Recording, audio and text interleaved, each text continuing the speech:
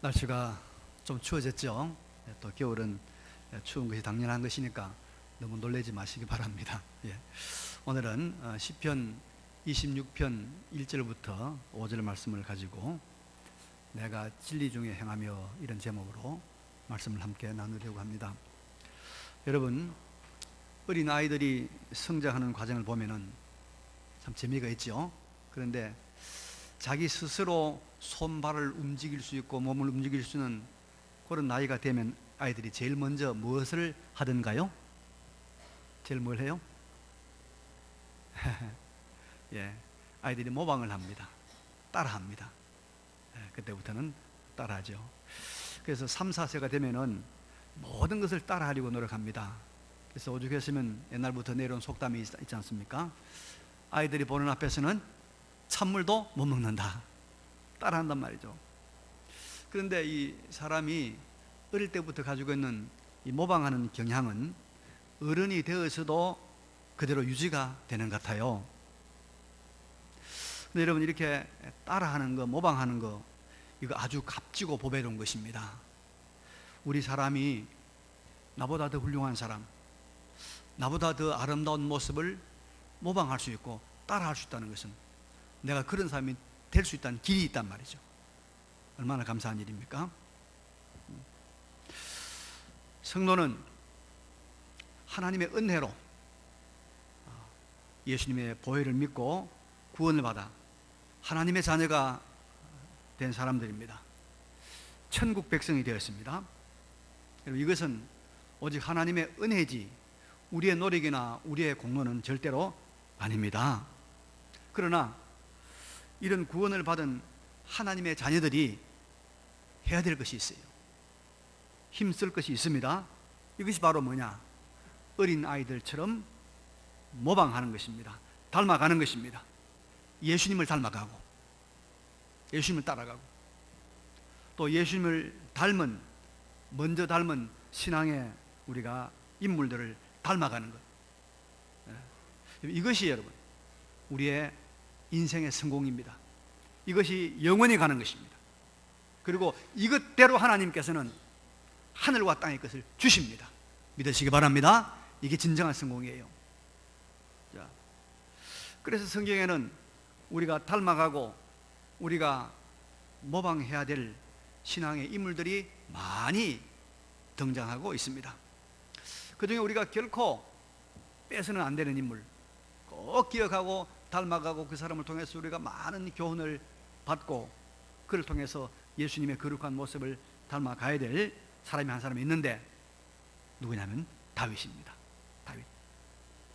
오늘도 다윗의 신앙 고백인 시편 26편을 통해서 우리가 어떻게 예수님을 닮아가고 또 어떻게 하나님이 금생과 내생에서 사용하시는 하나님이 쓰시는 인물이 될 수 있는가를 함께 살펴보려고 합니다.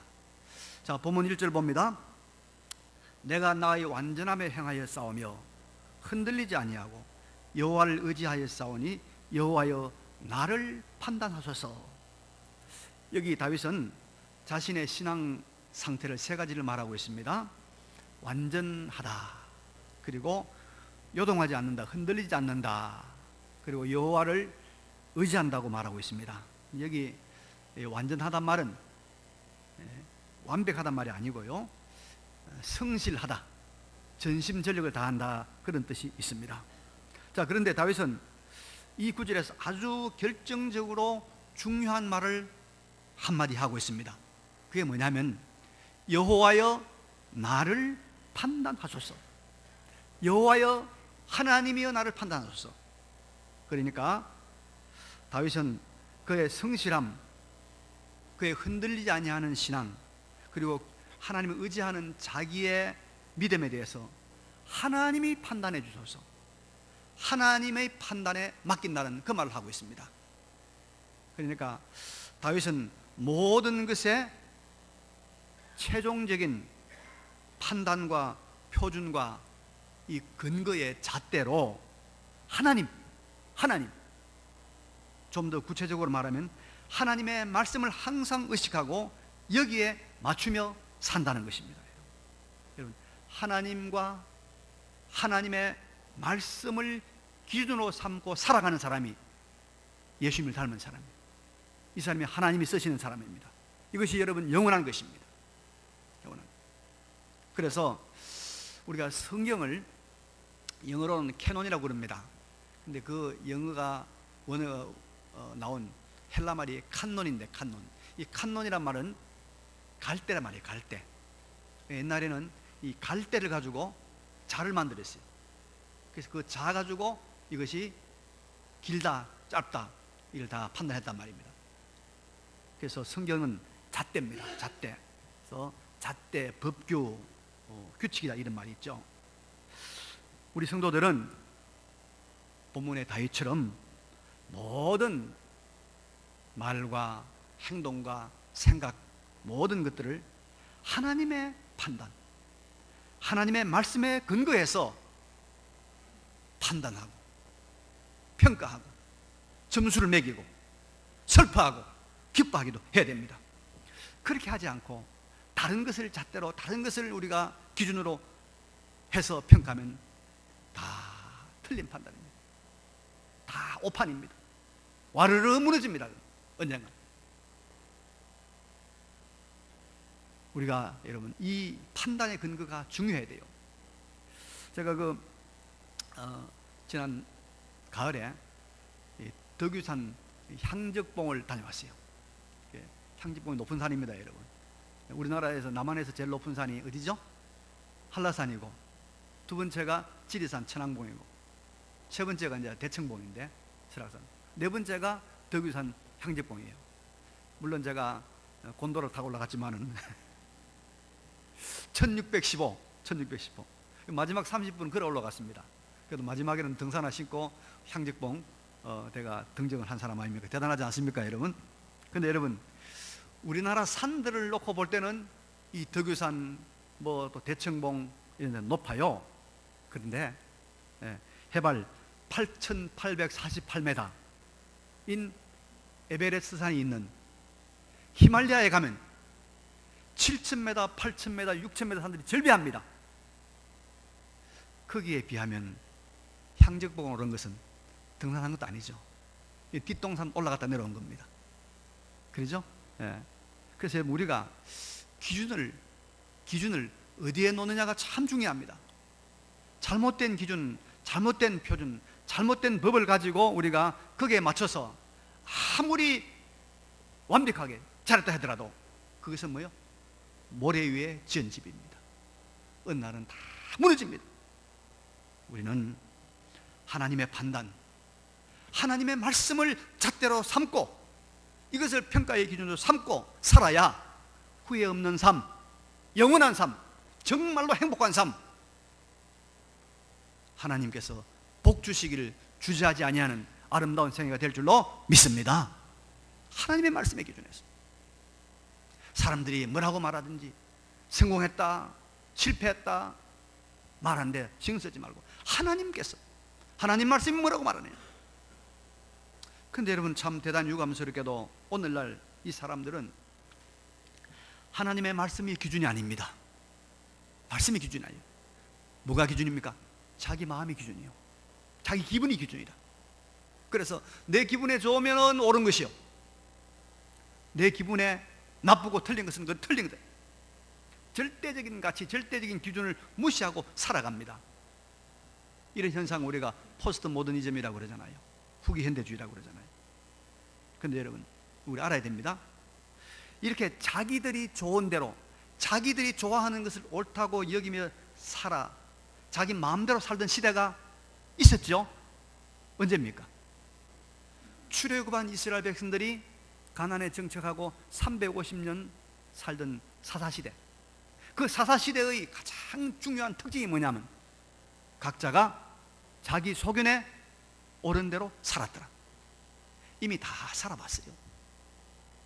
자기 좋은 대로 이미 다 살아봤단 말이에요. 350년 동안, 지금부터 2000년 전에, 3000년 전에. 근데 그 사사시대 결론이 무엇입니까? 도덕적으로 윤리적으로 타락하고 철저하게 망하고 동족끼리 죽이는 파멸이었습니다. 결과가. 우리 시대도 여러분 이 사사시대 현상이 자기 자신이 좋은 대로 사는 현상들이 나타나기 시작했어요. 가장 심각하게 나타난 것이 뭐냐면 동성애입니다. 동성애. 남자하고 여자하고 좋아해야 되는데 어떤 사람은 남자가 남자 별로 좋더라는 거예요. 그러니까 내가 좋으면 됐지, 우리 남자끼리 결혼하자. 여자가 말이죠, 보니까 여자가 남자 같아 보이고 이쁜 거야. 남자가 대단히 마음이 끌려. 우리 여자끼리 결혼하자. 그게 레즈비언 아닙니까? 제가 이런 설교도 이제 앞으로 얼마 지나면 못 할지 몰라요. 왜? 그 말하면 잡혀가는 날이 올지 몰라요. 지금 그 법을 추진하고 있어요. 지금 여러분, 이렇게 하나님의 말씀과 하나님의 창조 원리에 벗어나는 이 타락한 인간이 기준이 된 이런 인생을 살면 그 공동체는 멸망합니다. 인류는 망합니다. 여러분, 남자 결혼해가지고 어떻게 아이 낳습니까? 여자 없이 어떻게 아이 낳겠어요? 여자 결혼해가지고 남자 없이 어떻게 아이를 만들어냅니까? 인류는 망하는 거예요. 더 무서운 것은 동성애를 통해서 여러분 이 에이즈, 후천성 면역결핍증이 무섭게 번져가고 있습니다. 남자끼리 성행위하고 여자끼리 성행위하니까 막 동성애가 퍼지는 거예요. 대한민국이 동성애 이 에이즈 환자의 천국이라고 해요. 이름도 안 밝히고 가면 다 치료해 주거든요. 동성애 성향을 가진 사람은 심리 치료를 해야죠. 정상적으로 만들어야죠. 불쌍히이고 긍휼이고 도와줘서 우리가 회복을 해야 되는데,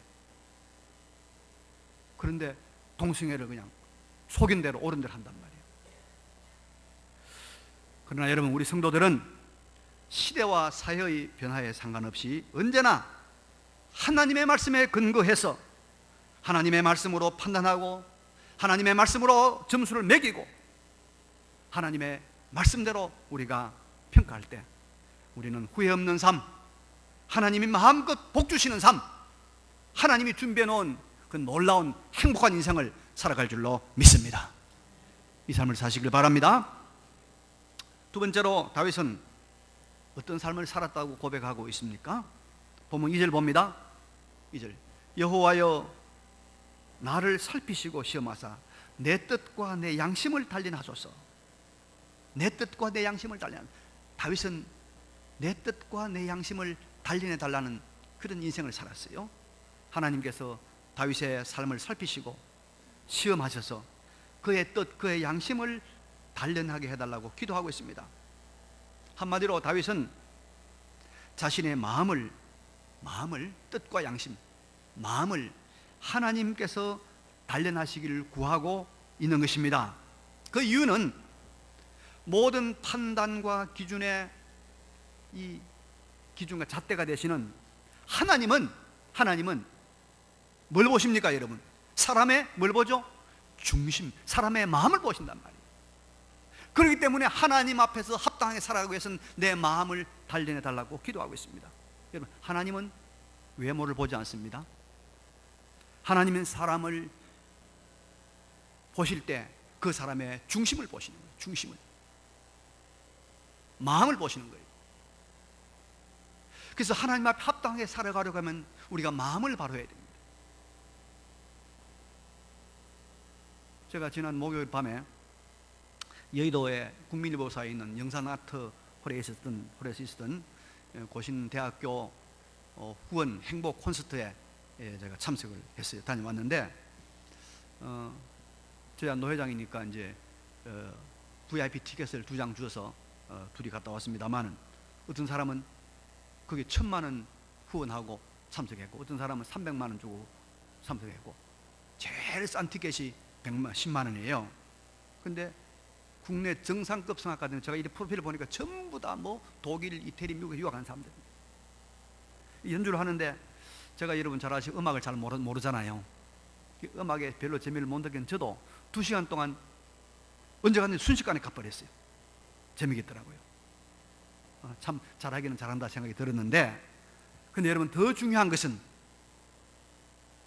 그 찬양을 하는 그 연주를 하는 그 사람의 뭐요? 중심, 마음이요, 마음. 하나님은 찬송의 음악성도 보시지만은 더 주목하시는 것은 그 찬송하는 사람들의 중심, 마음을 보신단 말이에요. 그래서 소리를 하나도 못 내고 말을 못하고 듣지 못한 농아들의 찬양이 있어요. 그 농아들의 찬양도 하나님은 중심을 보시기 때문에 기뻐 받으시는 줄로 믿습니다. 노래 못하면 서서 손짓만 해. 하나님은 중심을 보셔. 중심을 보셔. 그래서 다윗은 하나님께서 보시는 내 마음을 단련하소서. 단련하소서.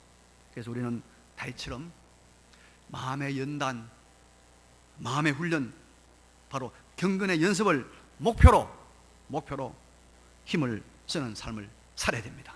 그에 큰 유익이 있습니다. 왜 그러냐면 여러분, 디모데 전서 4장 8절에 보니까 이런 말씀이 있습니다. 육체의 연단은 약간의 유익이 있으나 경건은 범사에 유익하니 금생과 내생에 약속이 있느니라. 우리나라 축구 선수 중에 여러분 유명한 사람이 있습니다. 박지성 아시죠? 박지성 선수 모르는 사람 별로 없죠? 유럽에 진출해서 국위를 선양해서 뿐만 아니라 돈도 많이 벌었어요. 박지성이 번 돈이 한 수백억 될걸요? 게다가 부인도 좋은 분이 있는 거예요. 아나운서죠? 박지성 부인이. 예, 그러셨어요. 아주 세상적으로 성공한 사람입니다. 근데 여러분, 박지성 선수의 발이 평발이랍니다. 평발은 뛰는데 굉장히 지장이 많아요. 운동선수가 되는데 평발이 아주 불리합니다. 그런데도 박지성이는 죽어라 연습해서 세계적인 축구 선수가 됐어요. 그래서 성공했어요. 그런데 성경은 이런 육체를 연습해서 얻은 결과에 그 성공에 대해서 뭐라고 말합니까? 약간의 유익이다.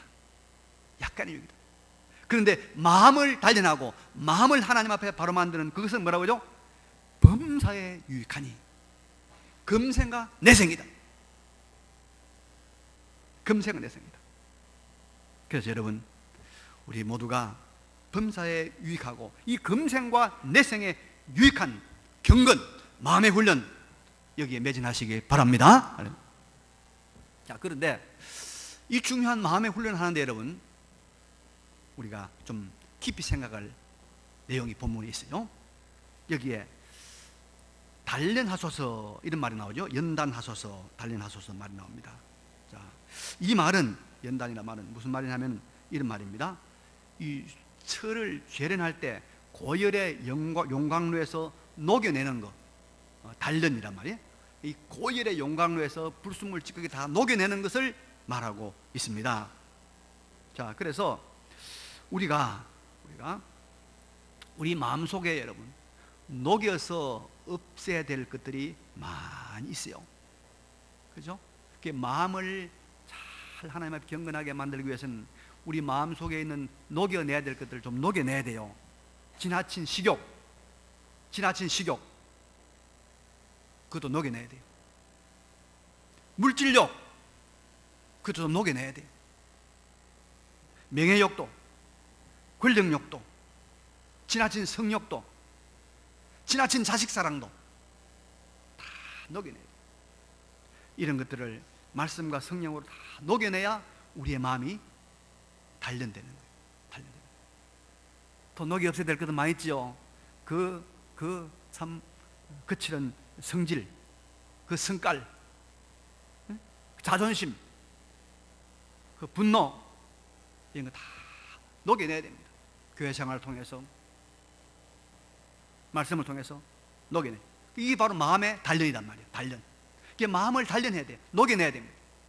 그리고 여러분, 우리가 마음의 단련에 아주 중요한 것이 하나 있는데 바로 양심 문제입니다. 본문에서 다윗은 내 뜻과 내 양심을 단련하소서, 연단하소서 말하고 있습니다. 여러분, 우리 사람마다 다 양심이 있잖아요. 근데 이 양심은 우리의 마음 중에서 하나님과 가장 가까이 있는 것이 우리의 양심이에요. 우리 마음에 있으면, 하나님 여기 계시면 하나님과 가장 가까이 쪽에 있는 그것이 양심이요. 근데 하나님의 음성이 우리에게 들려와서 제일 첫 번째 두드리는 곳이 우리 양심입니다. 그래서 양심이 우리의 감정에, 우리의 의지에, 우리의 중심에 전달하는 거죠. 그래서 사람이 움직이게 되는 것입니다. 그래서 우리가 이 제일 첫 번째 하나님의 뜻과 하나님의 말씀이 우리에게 들려지는 첫 번째 관문인 양심이 잘못된, 이 잘못된 양심을 뭐라고 그럽니까? 화인 맞은 양심, 죽은 양심. 이 양심이 되버리면 그 사람의 마음은 다 생명 없는 사망의 길로 가고 만단 말입니다. 그 양심을 우리가 살려야 되는데, 이 양심이 여러분 잘못되는 수가 있어요. 어떻게 잘못됐냐? 양심은 잘못된 지식을 받아들이면 그렇게 됩니다. 사람의 양심은 지식의 지배를 받게 되어 있는 거예요. 그래서 우리가 무엇을 듣느냐, 무엇을 배우느냐 대단히 중요합니다. 옛날에 저 만주에 있던 여진족들은 말이죠, 부모가 늙으면, 옛날에도 우리나라도 고려장이라는 게 있었지 않습니까?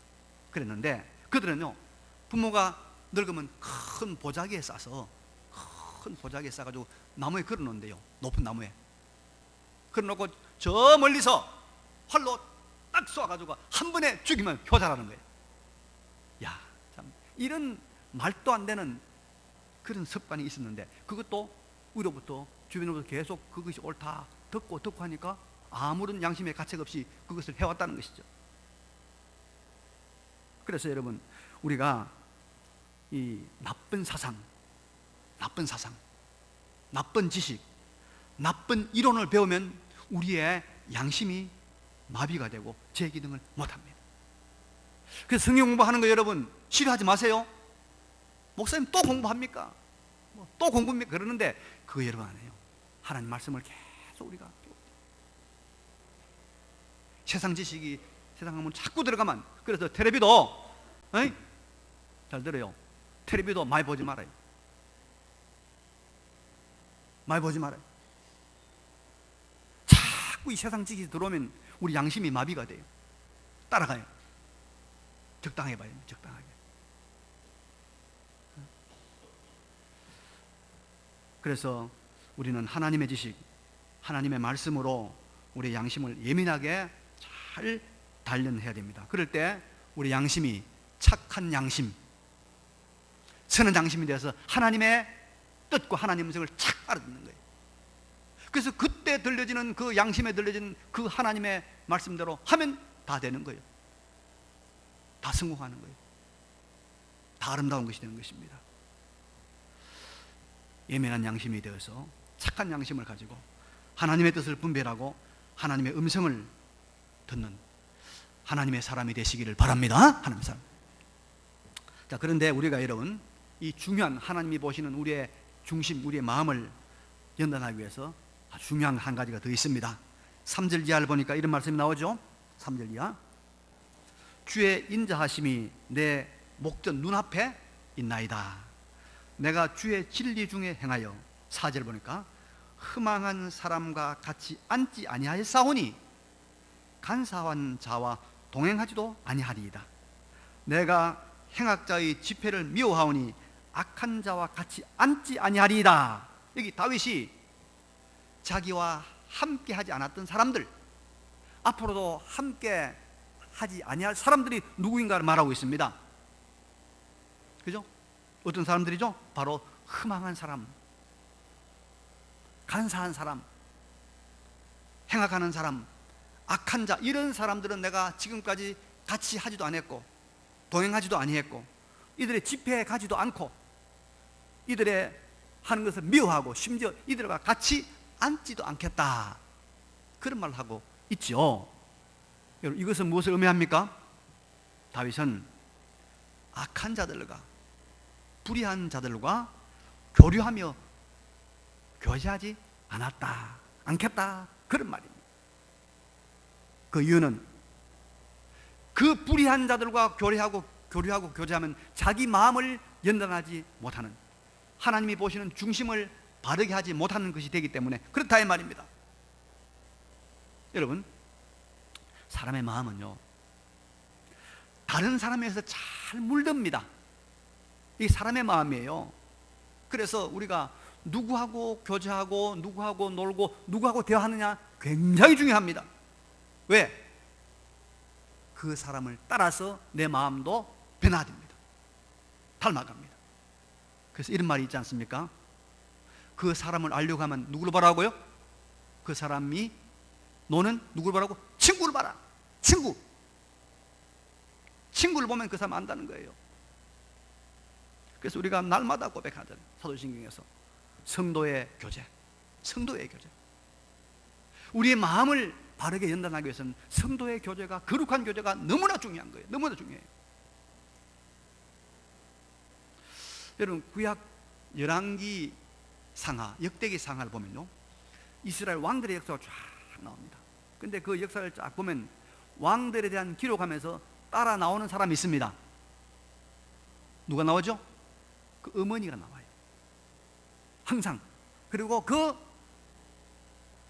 부인의 이름이 나옵니다. 꼭 기록하고 있어요. 이것은 뭐냐면요, 그 왕의 어머니, 그 왕의 아내가 어떤 집안, 어떤 출신인가를 밝히면서 그 왕에게 가장 큰 영향을 미친 사람이 누구인가를 암시하고 있는 겁니다. 그래서 왕이 가장 가까이 접촉하고 교제하는 사람이 누구냐? 어릴 때는 어머니고 장성해서는 왕비 부인이 되는 겁니다. 그래서 그 왕에 대한 이야기를 하면서 어머니와 부인을 써놓은 것은 이 사람이 접촉하고 교제하고 이 사람에게 영향을 미친 사람이 바로 이런 사람들이었다는 걸 밝히고 있는 겁니다. 그 사실은. 그래서 여러분, 이제 왕들이 이 어머니와 부인의 영향을 아주 많이 받고 있습니다.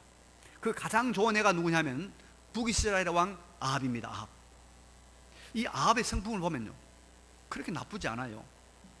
사람이 그렇게 악하지 않은 것 같아요. 여러 가지 보면. 그런데 이 사람이 누굴 만나려고 하니까 자기의 부인을 이세벨을 만났어요. 이세벨이 어떤 사람이냐? 시돈의 공주였는데 지독히도 우상 숭배하는 제사장의 딸입니다. 왕임의 제사장의 딸이죠. 그리고 아주 교활한 여자입니다. 이 여자를 만나면서부터 이 여자하고 대화할 거 아닙니까? 부인이니까 만나서 놀 거 아닙니까? 그러니까 차츰 아합이 추락해 갑니다.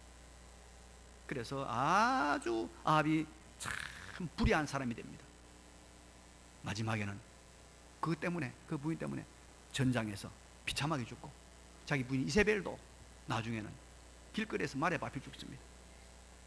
왕조가 끝이 납니다. 그래서 여러분, 마음을 우리가 녹여내고 마음을 단련하려면 어렵지만은 자기가 가까이 교제하는 사람이 자기보다 신앙이 더 좋은 사람, 더 든든한 사람을 교제해야 돼요.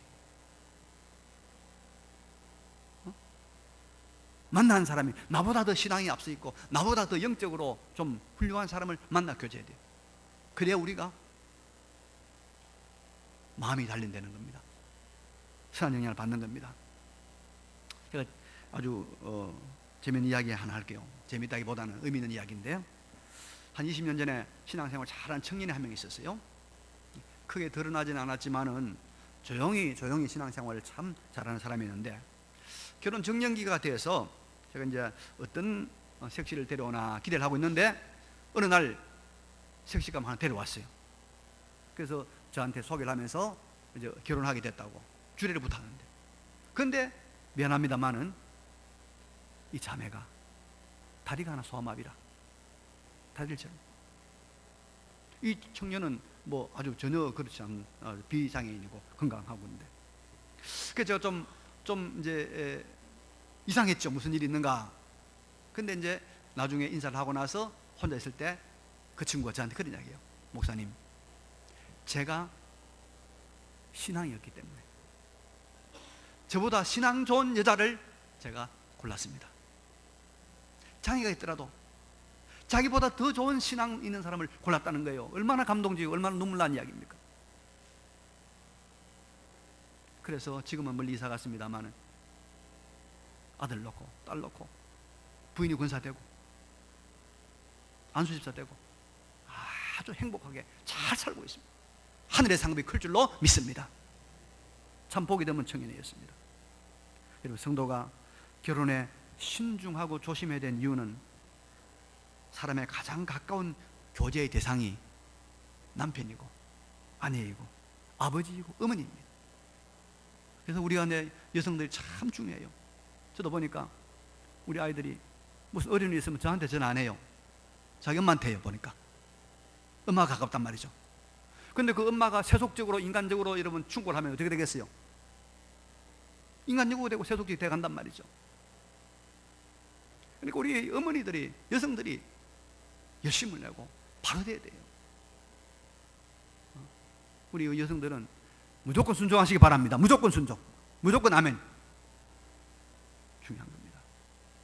그래서 우리는 감사하는 사람, 칭찬하는 사람, 온유한 사람, 예수님을 닮아가는 사람, 이런 사람들하고 교제하고 가까이 해야 되지, 불평하는 사람, 험담하는 사람, 남만 하는 사람, 조급한 사람, 간사한 사람, 이런 사람 자꾸 만나면 우리도 그런 사람 되어간단 말이에요.